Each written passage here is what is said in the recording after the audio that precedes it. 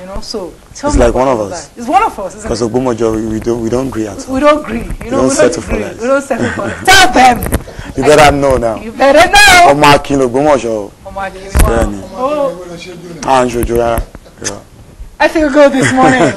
All right, so tell me about that journey. Well, at the beginning, it was very tough because I had to fight back home with my parents because all they always want is for you to go to school.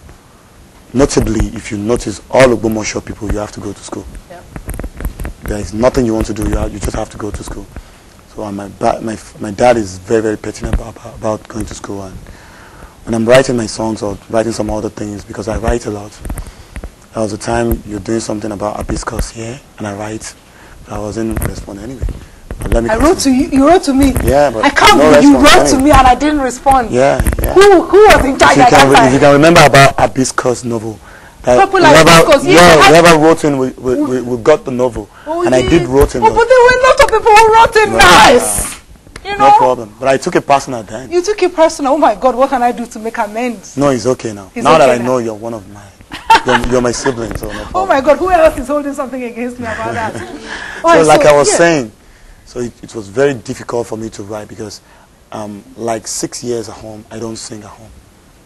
All I do is just carry. So sometimes I'll just carry my textbook, and at the back of my textbook is my lyrics.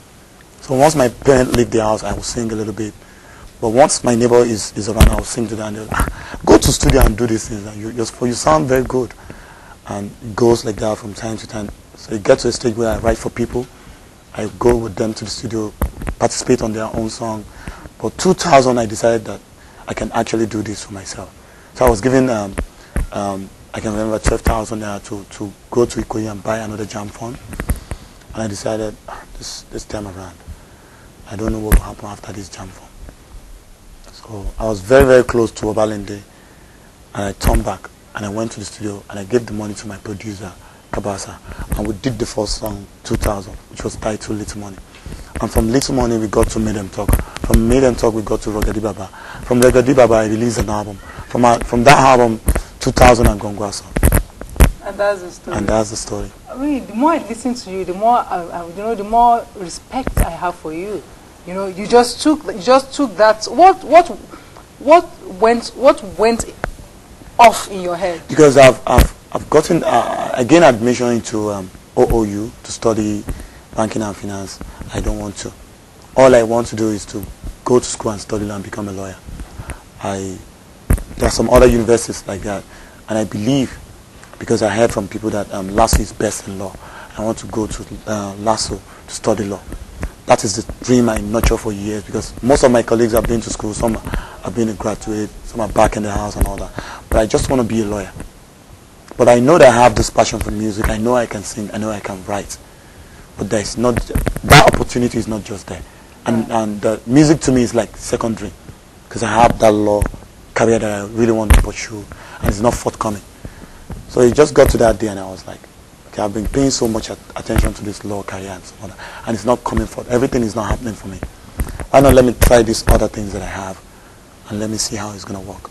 You know, that's what I did. You and Rugged Man, Rogedi Baba, that song, there's this, because you have this depth, and I also sense a bit of anger sometimes, you know, about the way things work in our environment. I would therefore ask you this question, that if you look at the way your life has gone for this particular trajectory, would you say that maybe something, maybe God, maybe the universe was wanting you to go in another direction? That's why all those things happen that way. Or would you say this is the typical frustration that the average young man and woman faces in Nigeria, and you, just because of the person you are just, you know, fortunate to have come out this way, could have been any other way? Which answer is closer to the truth? I'll say it's God, because I have the opportunity of becoming one of the best touts Bariga will ever produce.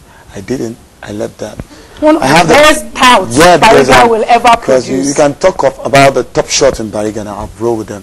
They're my colleagues. We grow up together in the streets. And I have the opportunity of doing that, because in the street, back then in Bariga, though you have your parents there, but you are so free. You can do whatever you want to do. You can create your dream for yourself. You can carve an image for yourself. Be whoever you want to be. And you come back home and you pretend. So you have the opportunity of doing whatever you want to do. Be whoever you want to be. But I didn't. because I so much believe that I can do something positive in regards of where I'm coming from.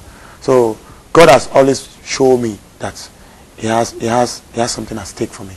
And most times now, even though I don't go to church or go to mosques, I always allow Him to lead me whatever I'm doing. So God has something for me.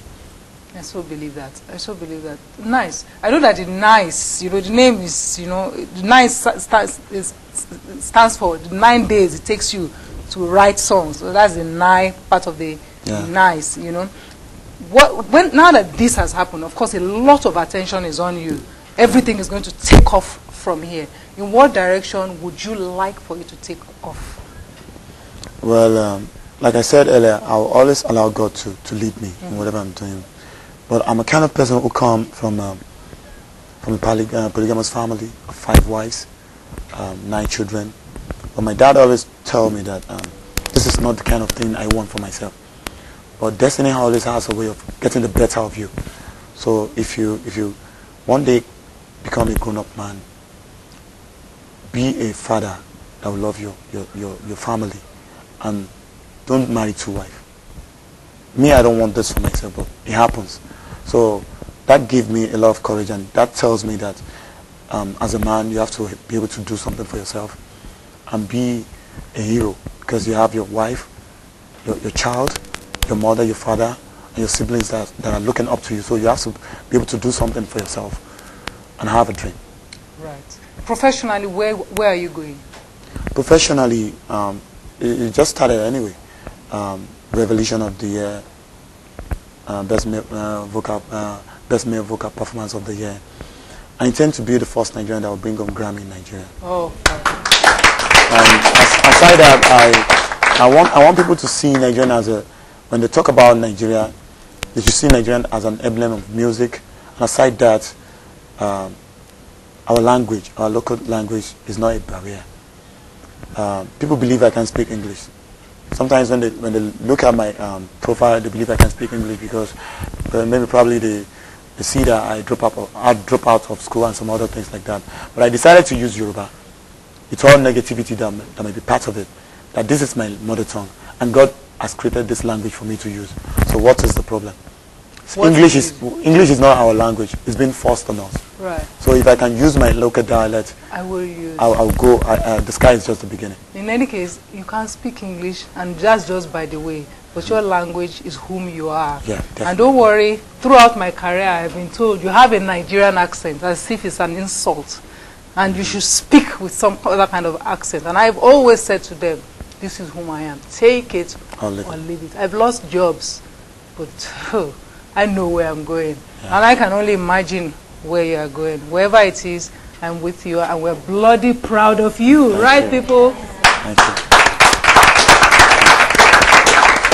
So nice. This is my first conversation with you.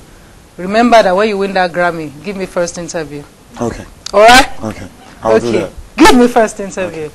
All right. Thank you very much for coming this Thank morning. You. Thank you. God bless you. Right. That's our conversation this morning. Did you have fun, people? Yes. Oh, I've had fun and I've been inspired. And I have hope in this generation of Nigerians. Thank you for watching the show. We'll see you next week. Thank you.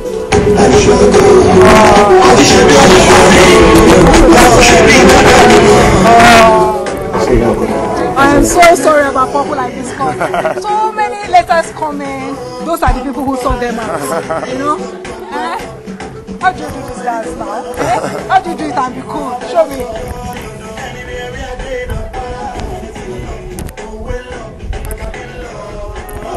You know, go stop.